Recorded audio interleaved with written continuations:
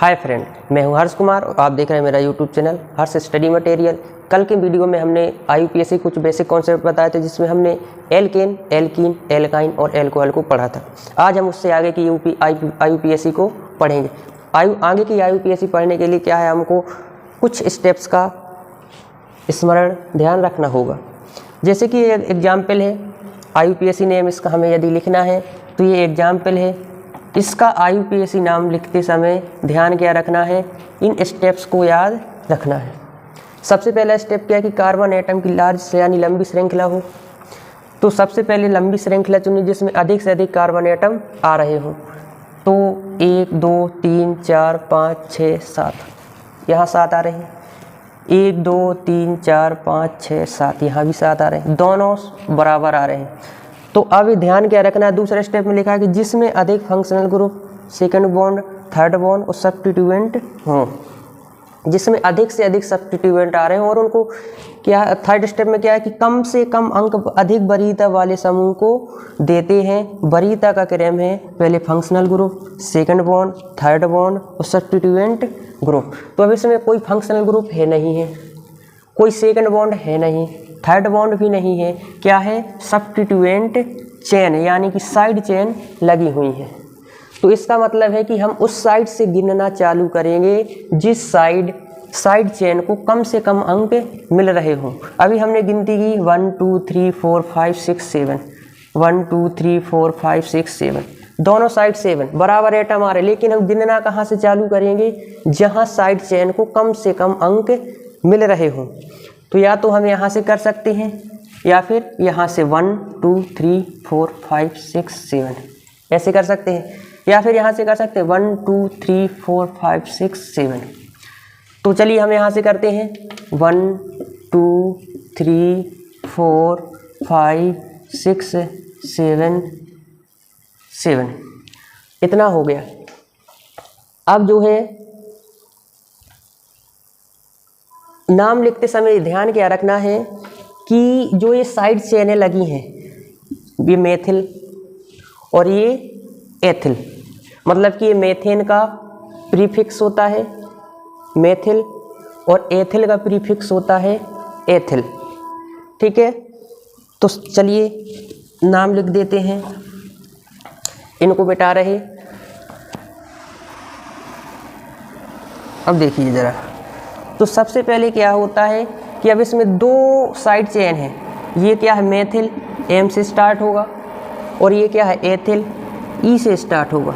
जब दो side chain किसी श्रृंखला में जुड़ी होती हैं तो उन साइड चेन का नामांकन जो है अल्फ़ाबेट के अनुसार करते हैं। यानी सबसे पहले क्या आएगा, एथिल, फिर उसके बाद आएगा मेथिल।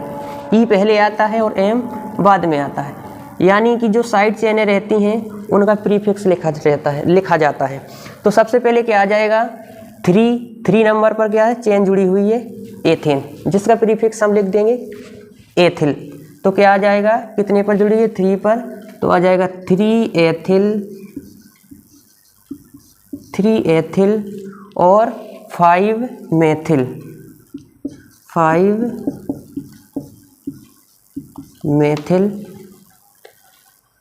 अब चेन कितनी है, 1 2 3 4 5 6 7, 7 को हम क्या कहते हैं, hept, hept.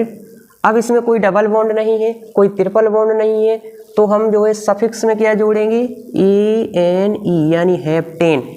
3 ethyl 5 methyl heptane, ये इसका नाम हो गया। इसके आगे जो है, चलिए आगे की प्रोसेस देखते हैं। कुछ 1-2 स्टेप्स और हैं, 1-2 चीज़ों को और ध्यान रखना है, तो आपको बिल्कुल कोई भी दिक्कत नहीं आएगी और आप आसानी से IUPAC को कर सकोगे। आपको बस पूरा वीडियो देखना है ध्यान से, एक बार वीडियो स्किप मत करिए, आपको IUPAC पूरी समझ में आ जाएगी। देखिए स्टेप 4 क्या है, स्टेप 4, यदि एक समान प्रतिस्थापी एक से अधिक बार कार्बन श्रृंखला में आए तो डाई ट्राई टेट्रा का प्रयोग करेंगे। प्रतिस्थापी जैसे ये जो साइड चेन लगी हुई है, ये 2 जगह 2 बार आई इस पे, मतलब कि एक समान प्रतिस्थापी एक से अधिक बार कार्बन श्रृंखला में आए तो डाई, 2 के लिए डाई और 3 के लिए ट्राई और 4 के लिए टेट्रा का प्रयोग करेंगे। तो अब हमें आगे अध्ययन करना है, स्टडी करनी है IUPAC नोमेनक्लेचर ऑफ हाइड्रोकार्बन। इसमें क्या होगा कि क्या केवल कार्बन और हाइड्रोजन ही आपको मिलेगी, कार्बनिक यौगिकों का अध्ययन होगा।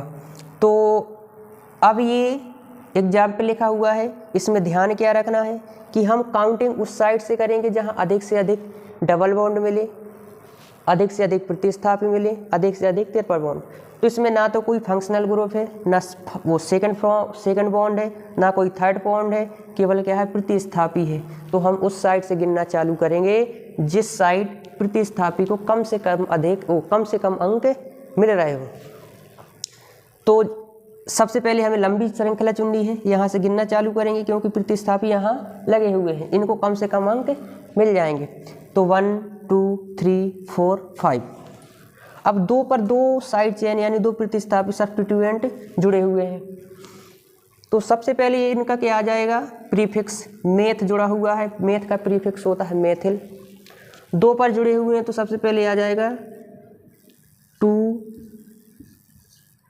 Dimethyl 2 dimethyl. अब कार्बन एटम कितने हैं, 5, 1 2 3 4 5। 5 के लिए क्या आता है, पेंट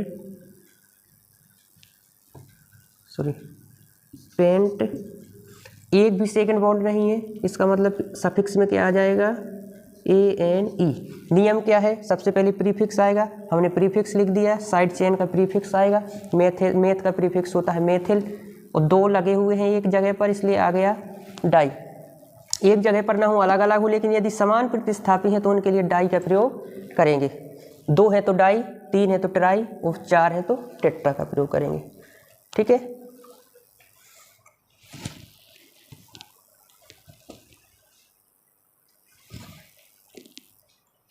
अगला एग्जाम्पल और एग्जाम्पल देखो। अब जैसे हम लिख रहे हैं, अगला एग्जाम्पल है CH3 CH2 और C डबल बॉन्ड जुड़ा हुआ है CH2, फिर single bond CH double bond CH2। इस तरीके से ये श्रृंखला बनी हुई है। अब इसका हमें लिखना है IUPAC नेम। तो अब देखिए ज़रा, इसमें डबल बॉन्ड भी है और साइड चेन भी जुड़ी हुई है, सब्स्टिट्यूएंट भी जुड़ा हुआ है। तो हमें सबसे ज़्यादा वरीयता होती है फंक्शनल ग्रुप की, उसके बाद सेकंड बॉन्ड, उसके बाद थर्ड बॉन्ड, उसके बाद सब्स्टिट्यूएंट यानी साइड चेन।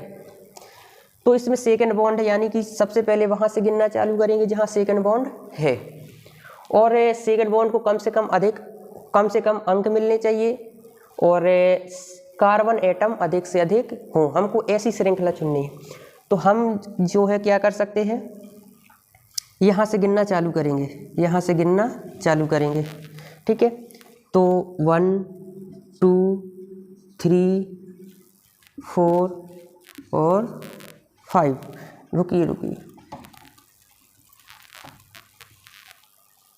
1 2 3 4।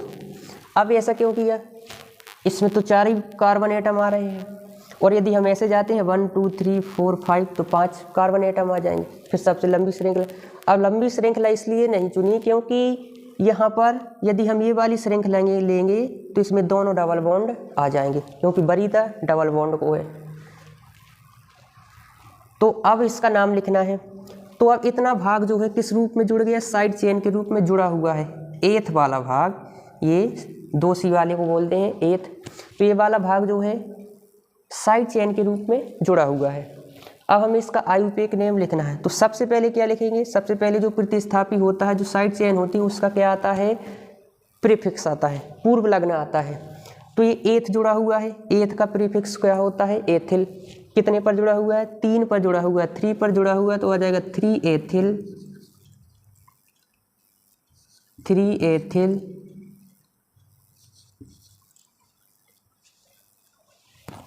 3 एथिल। और इसके बाद क्या, प्रीफिक्स के बाद क्या आता है, रूट वर्ड।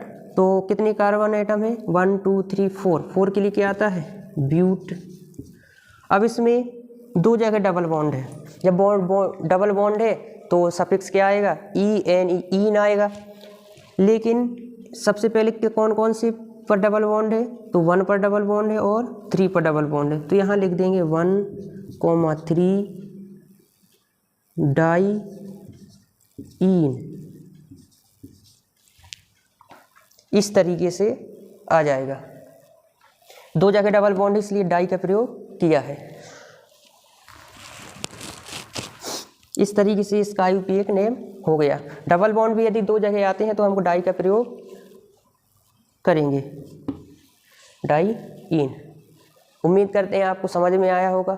आगे चलिए देखिए, ये CH3 मेथ, यानी C एक बॉन्ड ये है, यानी एक हाइड्रोजन CH4 मेथेन। मेथेन का प्रीफिक्स क्या होता है, मेथिल, और एथ का प्रीफिक्स क्या होता है, एथिल। और ये फ्लोरो, क्लोरो, ब्रोमो, आयोडो, मतलब FCl, फ्लोरीन, क्लोरीन, ब्रोमीन और आयोडीन, इनके प्रीफिक्स क्या होते हैं। यदि ये कार्बन श्रृंखला में आते हैं तो इनका प्रीफिक्स साइड चेन के रूप में इनका ये लिखे होते हैं, तब इनका प्रीफिक्स लिखते हैं फ्लोरो, क्लोरो, ब्रोमो और आयोडो। अब यदि साइड चेन के रूप में NO2 जुड़ा हुआ आ जाए तो क्या करेंगे, तो उसका प्रीफिक्स होता है नाइट्रो। यदि डबल बॉन्ड O आता है तो इसका प्रीफिक्स होता है ऑक्सो। यदि बॉन्ड O बॉन्ड R आता है तो एल्कोक्सी, और bond C double bond O R आता है। R क्या, कोई कार्बन श्रृंखला है, यहाँ पर R कोई कार्बन श्रृंखला है, यहाँ पर R कोई कार्बन श्रृंखला हो, तो उनके लिए आएगा एल्कोक्सी। कुछ भी हो, R हो सकता है। यदि CH4 होता R की जगह तो हो जाता मिथॉक्सी, एथॉक्सी, प्रोपॉक्सी। कल के वीडियो में जो है हम इन सभी के बारे में, इन सब के एग्जाम्पल लेंगे और एक एक चीज़ आपको क्लियर हो जाएगी। तो कल की क्लास प्लीज़ मिस मत करिएगा। और यदि वीडियो पसंद आया है तो वीडियो को लाइक, शेयर और कमेंट में ज़रूर बताएं कि और किस टॉपिक पर आपको वीडियो चाहिए। तो चैनल को सब्सक्राइब कर लीजिए यदि चैनल पर नए हैं तो। और कल की क्लास में मिस मत करिएगा, बहुत ही इंपॉर्टेंट क्लास होने वाली है कल की। चलिए धन्यवाद। आई होप आपको समझ में आया होगा।